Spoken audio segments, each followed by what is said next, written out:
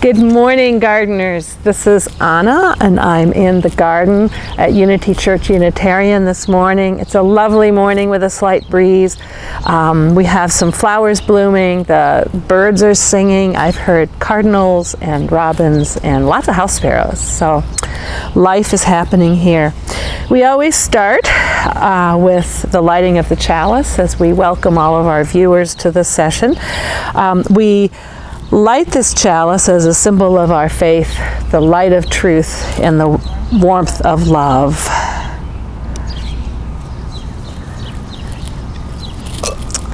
And you can join me as we sing our flame song.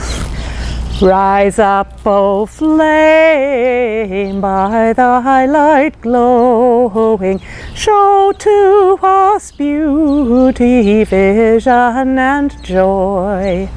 Rise up, O flame, by thy light glowing, show to us beauty, vision, and joy. Always as part of our liturgy, we share our joys and sorrows, and this week I am especially thinking about the city of Minneapolis, where a man, George Floyd, was killed on Monday by the police, and the whole community is just really torn up about this. I am thinking about the man who died, and I'm also thinking about his family and the whole community, and wishing for peace and justice and all of that. So that makes me sad. But being in the garden makes me happy. And this week I had 3 families that came to help me plant. And it was such a joy to be together in this space. And even though I was on one side of the bed and they were on the other side of the bed, we could talk, we could laugh, we could talk and smile at each other, and it was just wonderful. So that is my joy for today. Today we are going to use our imaginations, so the visioning part of our song, and I'm going to ask you to think a lot about what might be. When I was a kid and summer rolled around, I loved it because for me it was a time of freedom. If I wanted to read a book, if I had a good book, I would just curl up in my bed and I'd spend all day under the covers reading a book and nobody complained. If I wanted to go outside, I could get on my bike, I could explore, and seems like I was always outside. I was always digging in the dirt and helping my mom in the garden. Anyway, summer feels kind of like it came early this year with COVID, and we're all sort of stuck at home. And even though we miss our friends and we've still got school assignments, it's a good time to do some imagining. And the story we have today is Westlandia, written by Paul Fleischman and illustrated by Kevin Hawkes. And it's a story about a boy who was a little bit of an outcast, but he had a tremendous imagination and he had an incredible garden. And I'm going to pass this to Dan Huelster, who's going to read this story.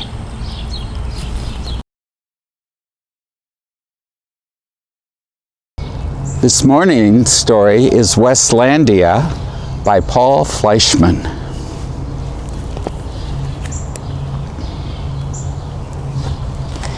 And I love the end papers, which have a different script to it.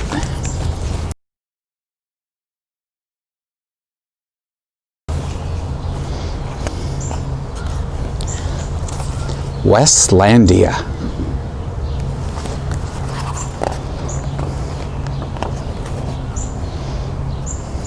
This is about a boy named Wesley. Of course he's miserable, moaned Wesley's mother. He sticks out like a nose, snapped his father.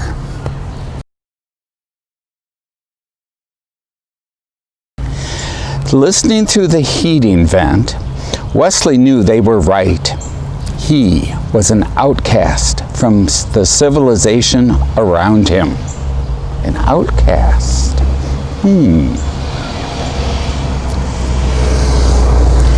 He alone in town disliked pizza and soda, alarming his mother and the school nurse. He found professional football stupid. He refused to shave half his head, the hairstyle worn by all the other boys, despite his father's bribe of $5.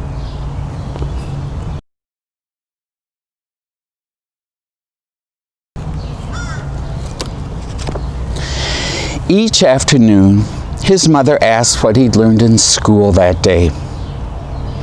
Well, that seeds carry great distances in the wind, he answered on Wednesday. That each civilization had its own food crop, a staple food crop, he answered on Thursday. That school's over and I should find a good summer project, he answered on Friday. As always, his father mumbled, "I'm sure you'll use that knowledge often."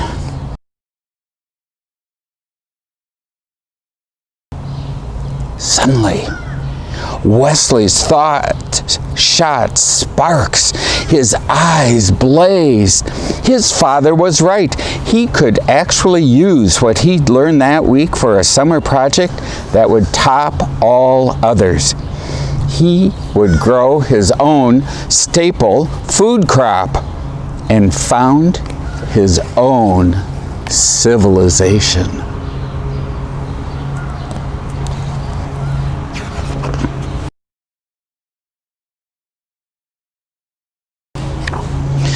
The next morning, he turned over a plot of ground in the yard. Do you know what it means to turn over something? To turn the soil, to make an area to grow things. That night, wind blew in from the west. It raced through the trees and swept his curtains, set his curtains snapping. Wesley lay awake listening. His land was being planted.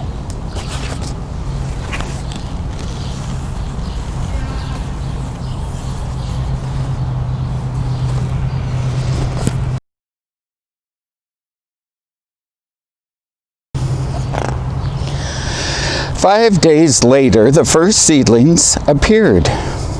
You'll have almighty bedlam on your hand if you don't get those weeds out, warned the neighbor. Actually, it's my crop, replied Wesley. In this type of garden, there are no weeds. Following ancient tradition, Wesley's fellow gardeners grew tomatoes, beans, Brussels sprouts, and nothing else. Wesley found it thrilling to open his land to chance, to invite the new and the unknown.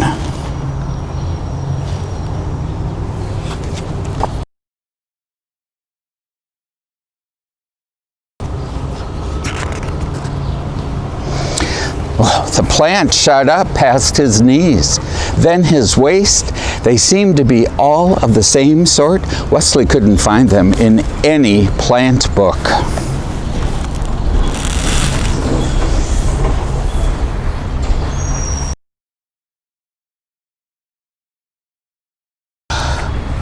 Are those tomatoes, beans, or Brussels sprouts? Asked Wesley's neighbor. None of the above, replied Wesley.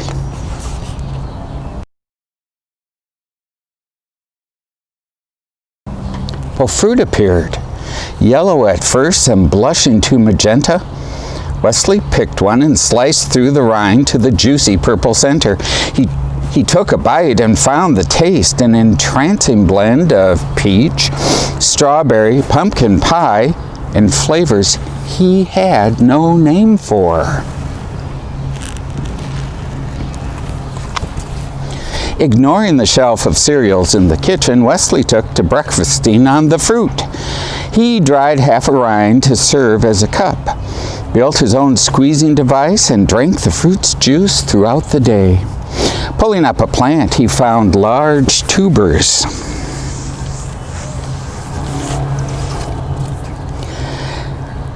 on the roots. These he boiled, fried, or roasted on the family barbecue, seasoning them with a pinch of the plant's highly aromatic leaves.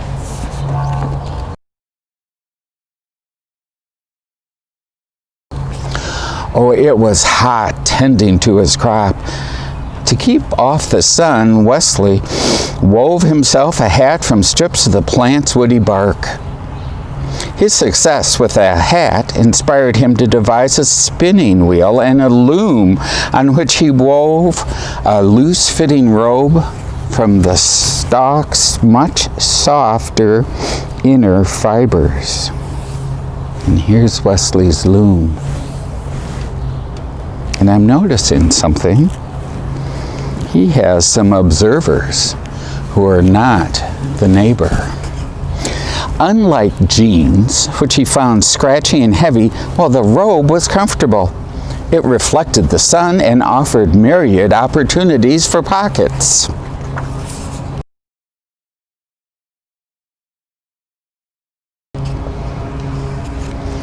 Wesley's schoolmates were scornful, but then curious. Grudgingly, Wesley allowed them 10 minutes apiece at his mortar, crushing the plant seed to collect the oil. The oil had a tangy scent and served him as mosquito repellent. He rubbed it on his face each morning and sold small amounts to his former tormentors at the price of $10 per bottle.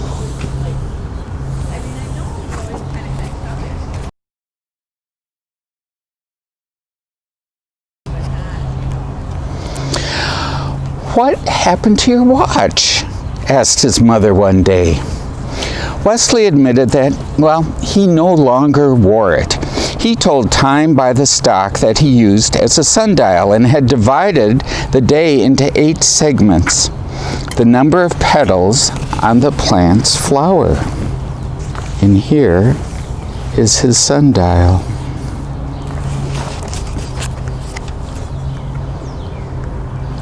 He adopted a new counting system as well, based likewise on the number 8.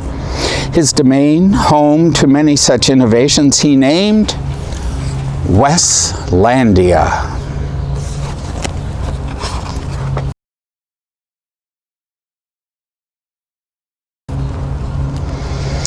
Uninterested in traditional sports, Wesley made up his own. These were designed for a single player and used many different parts of the plant. His spectators looked on with envy. Realizing that more players would offer him more scope, Wesley invented other games that would include his schoolmates, games rich with strategy and complex scoring systems. He tried to be patient with the other players' blunders.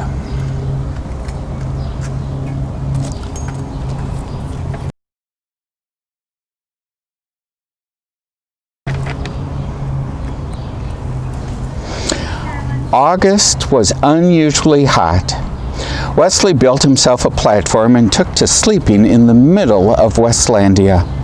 He passed the evenings playing a flute he'd fashioned from a stalk or gazing up at the sky, renaming the constellations.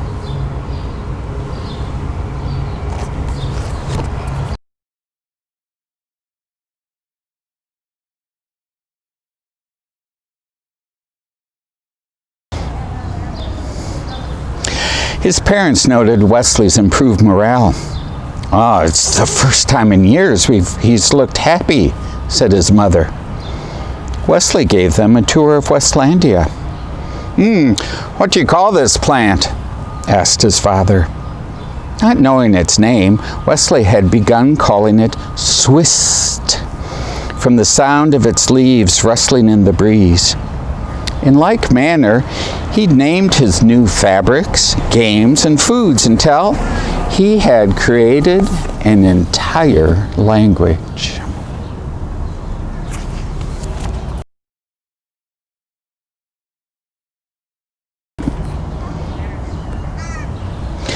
Mixing the plant's oil with soot, Wesley made a passable ink. As the finale to his summer project, he used the ink in his own 80-letter alphabet to record the history of his civilization's founding. In September, Wesley returned to school.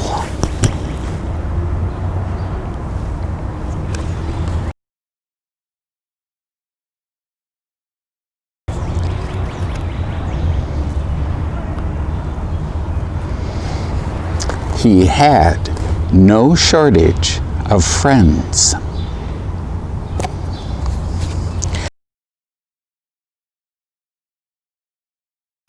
And this is the story of Wesley, who allows the wind to carry the seeds in and find the fertile ground, and you just never know what's going to grow. And with this, we'll go back to the garden. Thank you, Dan.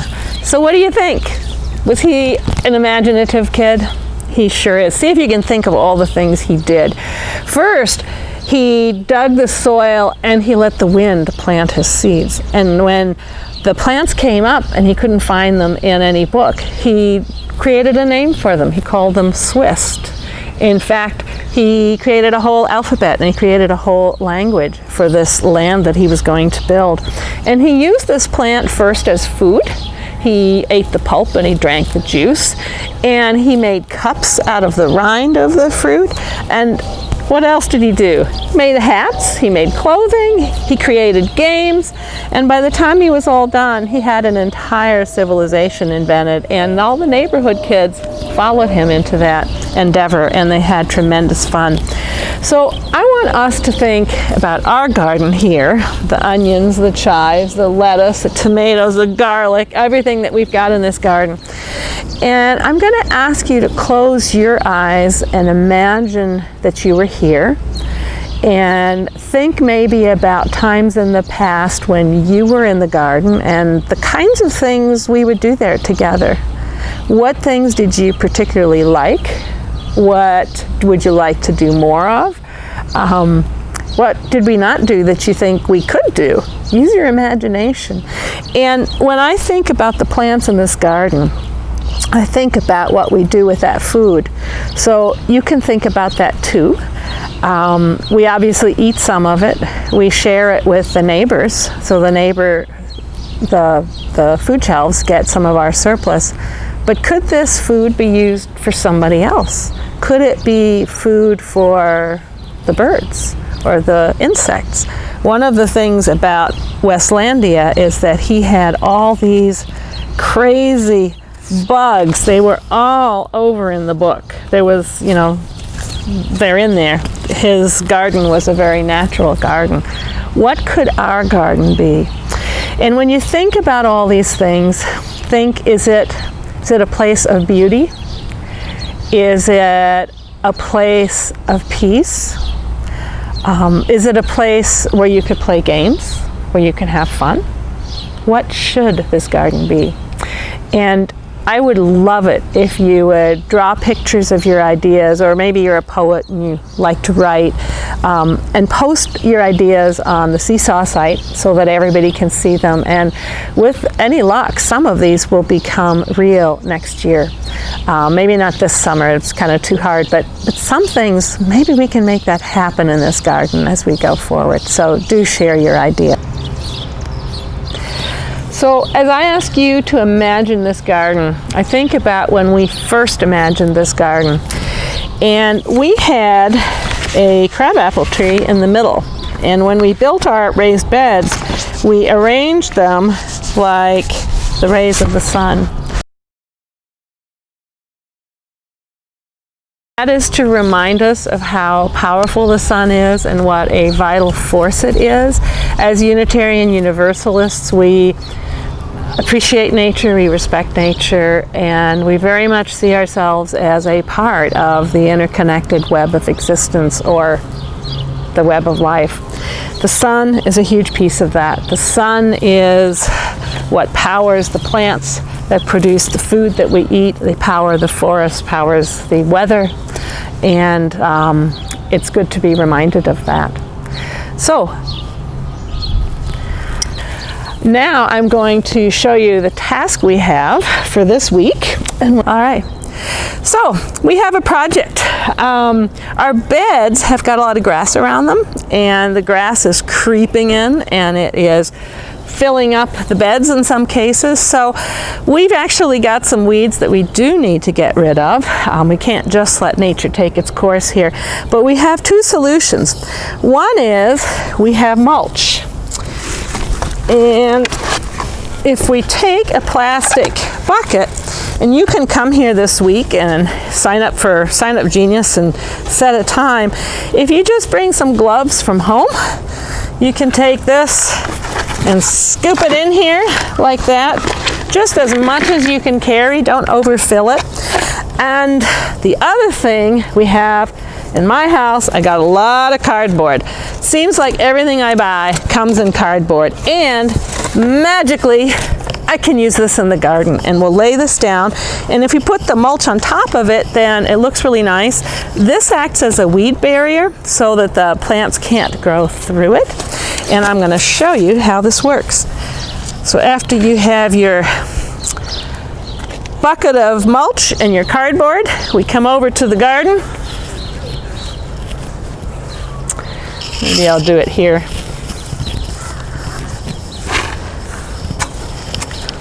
And we lay it down like that. And obviously that's not enough mulch to completely cover it, but if we get a couple inches of mulch on there, that will really help give us a place to stand, control the weeds. It makes it easier for the church staff when they're mowing. They know exactly where to be.